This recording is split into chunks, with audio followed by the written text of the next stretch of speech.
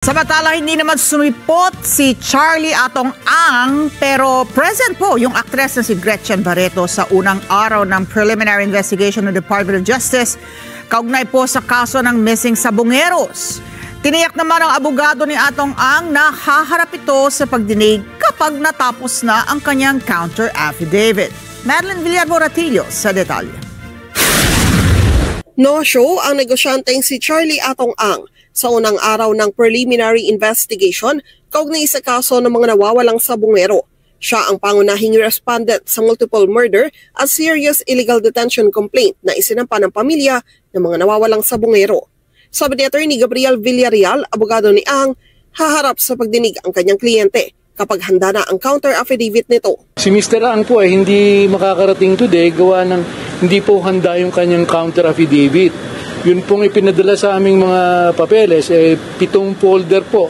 Kung susukatin po ninyo, kung pinagpatong-patong ko yung mga folder, higit sa 1 pie ang kapal ng mga folder.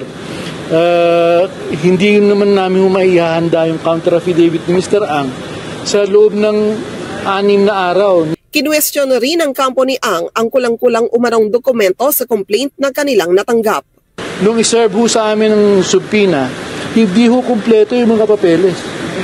Obviously, ang pinaka-obvious ho, may 5 USB na hindi kasama. Ang isinama ho nila dun sa mga pinadala sa aming envelope ay photocopy po nung litrato nung USB. Yun hong USB mismo hindi pinadala sa amin. Paano ho namin kukunin yung data sa loob ng USB? Sa litrato lamang ng USB.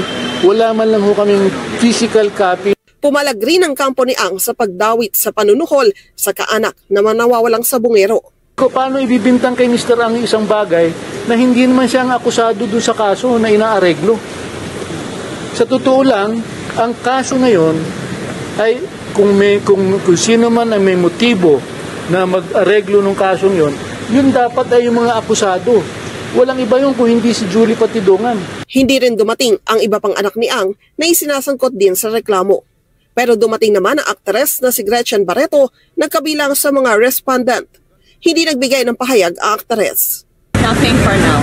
Thank you. Sa 6 na pong respondent, si Barreto lang ang nakapagsumite ng counter affidavit kanina. Hiniling niya na mabasura ang mga reklamo na nakabatay lang umano sa testimonya ni Julie Patidongan na wala namang kredibilidad. And as you know, we have said from the very start that the accusations against Ms. Barreto stands on nothing.